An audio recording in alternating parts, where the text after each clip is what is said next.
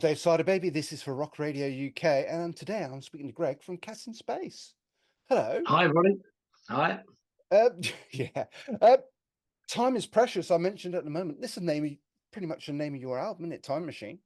Time keeps ticking, which it Yeah. does. Yeah, Time Machine. Yeah, it's our sixth studio album. It's our first for the new label, Cherry Red Records. So it's been quite a different way of approaching what we'd normally do, but it's been good.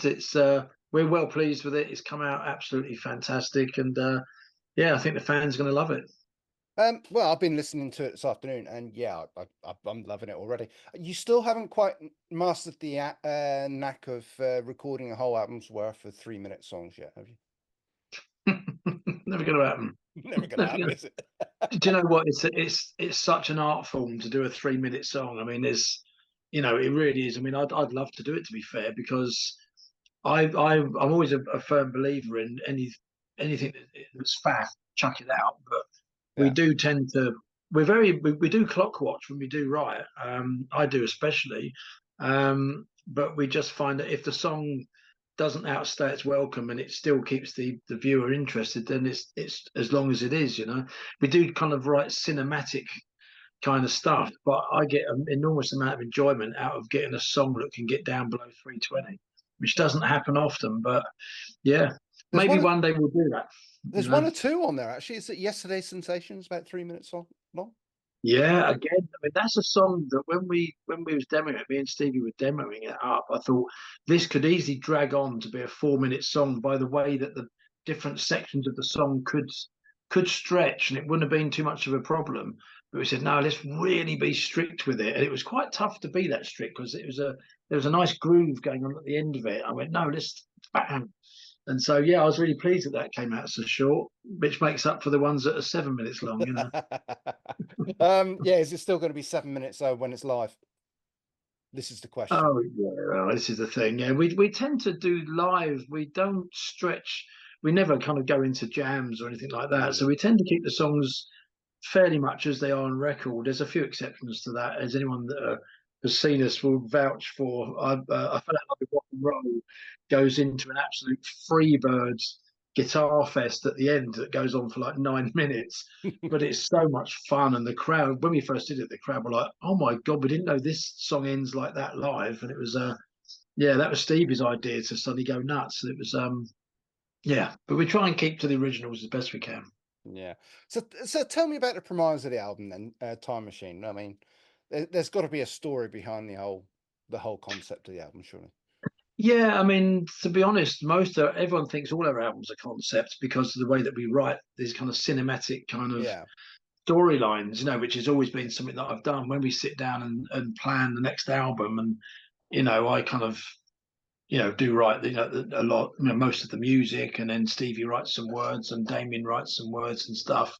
And I kind of produce it. So we get a very clear picture of where we're going to go. Um, and I like to make every album a snapshot in time. So it's very of that moment in the Cats in Space Mm. timeline, if you like. But when we got around to doing Time Machine after the Kickstart the Sun album, which was obviously a double album and was like this massive, great big thing, there's no way we was going to do that again. So we just Mm. said we need to make a concise album that is very reflective of what we are, but also reflective of where we felt that a lot of people emotionally were post COVID. It's not anything to do with COVID. The No. album's got nothing to do with that. But I noticed in particular that we've been beaten up. The last 4 years since 2020, we've been beaten up. Millions of us have, Yeah. and I just thought it was time to put a big cuddle out there, cradle the world, and just say, "Come on, let's just live for now," because you don't know what's going to happen. So, Time Machine, everybody would expect Cats in Space, Time Machine. It's going to be about going back in time to the 70s and reliving all Yeah. this kind of jaunty music, and it's going to be a fun pop album, and H.G. Wells on the cover. We went, no, let's do the absolute opposite of that, where you don't need a time machine, hence no time machine on the cover of the album. It does feature, but it's not on the cover. and Stevie came up with the words for it, and we said, "It's you can't have the past and you can't have the future. You can only have the now. So you don't need a time machine." And in fact, the sleeve, which features this solitary man looking out into this great big abyss, Mm. people have said to us, "Who's the man on the cover?" And I went, "It's all of us. He represents all of us." So it's quite a deep message, but Yeah. it's also very triumphant and very uplifting. And we wanted every song to be triumphant within itself. So collectively, it would be a very uplifting album that you can lose yourself in for an hour. I I love it. I mean, I've got to say, I mean, Time Machine, I'm starting to play on my radio shows, which is lead single, but also Occam's Razor, Occam's Razor, Occam's Razor, Occam's Razor. monster, I do like that track. I've got to say. monster. I know. Weird title. Again, Stevie came up with the title for that. And I said, we should really call it It's Not the End of the World, because that's how we don't know how it came out, but he had these words and I had this kind of riff. And I said, you know what we need to do? We need to really do a song that's a bit like 5:15 by The Who with brass and just rock out like people haven't heard us rock out before, but not heavy metal, but just really rock and roll, Yeah. and we kind of tipped into that style of writing on the first album with a song called 5 Minute Celebrity, but we never it was too short. We never really nailed it how I really wanted to, but this time we got it smashed. And he said it's called Occam's Razor, and I said that's the weirdest title of a song I've ever heard. Brilliant, we'll do it. And it's basically a song about it's the obvious. Occam's Razor is a theory about it's the obvious route. Everything is the obvious thing. Yeah. So it's got a classic Cats kind of quirky title, but the song is just rock and roll, and it's one of my favourite songs we've ever done. I Really. just love it. Oh, Mm. I'm glad you said that. Yeah, 100%. It's going. Immortal. It's going in the tour. It's going in the tour for Good. 100%. Yeah, definitely. Absolutely. Immortal, though, is another one of my favorites. Again, that's going in the tour. Immortal was a song that um, the title kind of lends you to think, oh, we're immortal, and it's more about the case of, keep on keeping on, hang in there. If we see bands that unfortunately fold, Mm. virtually every day on Facebook, where they just can't go anymore. It's just the business is knackered and it's just hard to carry on. But then, not only that, people are finding it hard to carry on in their day jobs. People are losing their jobs. All the cash tills are getting automated in Waitrose. No one's there to talk. It's all about this kind of we're being hammered all the time. So Mm. again, it's an uplifting song about we are the immortal ones. You've got to make a stand and just stick out there, shine the light, and keep going. So again, it's a triumphant song about keep on keeping on. And from our slant, it's well, if we end up being the last band in the world and everybody else has given up, our music will play forever. Absolutely. Absolutely. Corny but true. For you, then, I mean, just picking a couple off the album yourself, I mean, what stands out for you?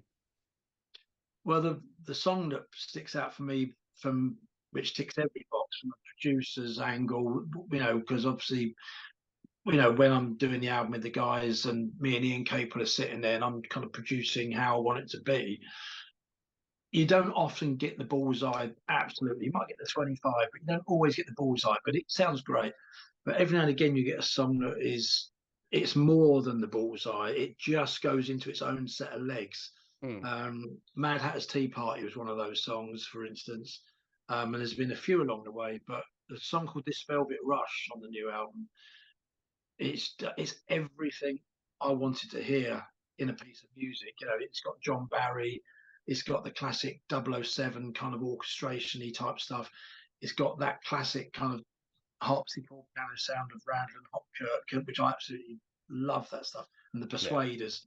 So it's very late 60s, early 70s kind of, thriller music set to a 4-minute love song, and it's one of Damien's finest vocals. So I'll froth over this song for years to come because it really did hit the bullseye for me. Um, so that's definitely one. And the other one is a song on there which is a ballad called Forever and Ever, Yeah. which I think is one of Damien's greatest vocals. But not just that, the whole band on that particular song just played so well, and it kind of ticked all my Elton John boxes. And I think we came out of that with a really special song. And again, it's very emotional. It has a lot of deep meaning within some of us in the band. So it's yeah, those two I will always stick out. But I love it all really. You know, Crashing Down is another massive song.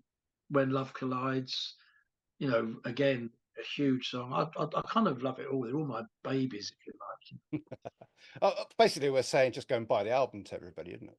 100%. Get the album, buy it physical, get the blue vinyl while you can, and then get the CD and get the bonus tracks. You know, it's a great album. You know, if I wasn't in the band, I'd want to buy the album. You know, I'd want to be Okay. in the band for sure. I mean, you touched on something I was going to ask anyway. Damien's vocals. I mean, I think the whole album he stepped up again to another level. He's got so much in the tank. I mean, and again, when we did the remix for the album at the front, I mean, you know, if I'm going to kind of blow my trumpet about what what I do, I like to think myself as within the band, I'm the kind of people person that can bring the best out of each member of the band. Because, you know, you don't always know. They are playing, you know, these songs that I've got in my head and Stevie's written the words and we all get very personal. We all wonder what's going on. And I'm quite good at getting the guys around saying, right, you can smash this. I mean, they're the best players I've ever played with. So there's nothing they can't do. And Damien is just such a natural talent singing wise. I mean, I've never heard anything like it in my life. I mean, you know, he really is like, you know, Freddie Mercury, Steve Perry, whoever you want to call up, you know, Scott Walker, Dennis DeYoung. He's got such a natural ability. It's almost like, is he holding back? Is there even more in the tank? Can he deliver? And then he'll just do something. You go, oh my God, you know, and having that kind of talent vocal in your band means that when you do something, you never have to worry about where it's going to go because you know that he can do it. So Yeah. if a mid-late section goes, oh God, this is going really high, this is going off key, you know, how never, that doesn't even come into our vocabulary. I just go, bit of a biggie in the mid-late games. Oh, I'll give it a go. And then he smashed it. And you'll never hear him do never more than 3 vocals on any song. Really? There's no more than 3 versions. He'll do 1, that's probably the take. 2, always put a bit more on some of that. And 3, he'll do all the ad libs just for giggles and we'll just pick out the ones we want. Yeah. That's your lot.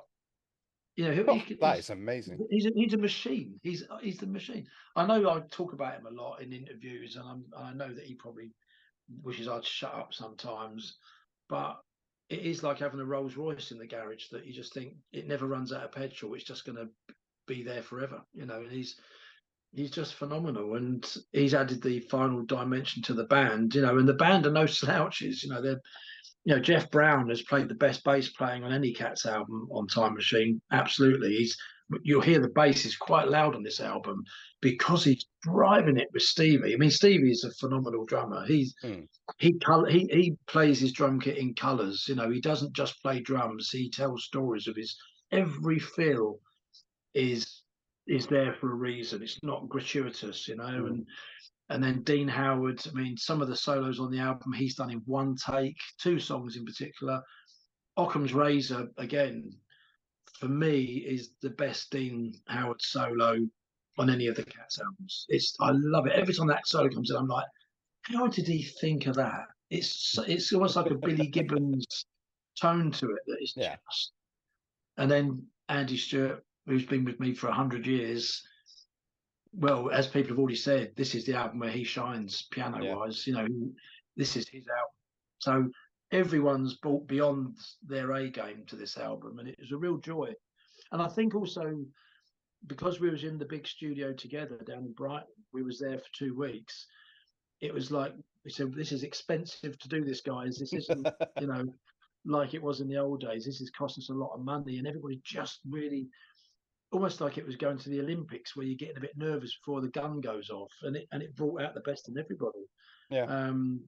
It was astonishing. It was easily the most cohesive album done, easily. Okay. How have things changed now? Now you signed to Cherry Red. I mean, how are things changed for you as a band? Well, obviously, we now hand it over to them to sell rather than us having to sell it ourselves like we have done in the past. I mean, it was a logical progression, really, after this amount of albums that we were going to have to hand it over. We've always had the back plan that was one day, we couldn't keep playing it being a record company.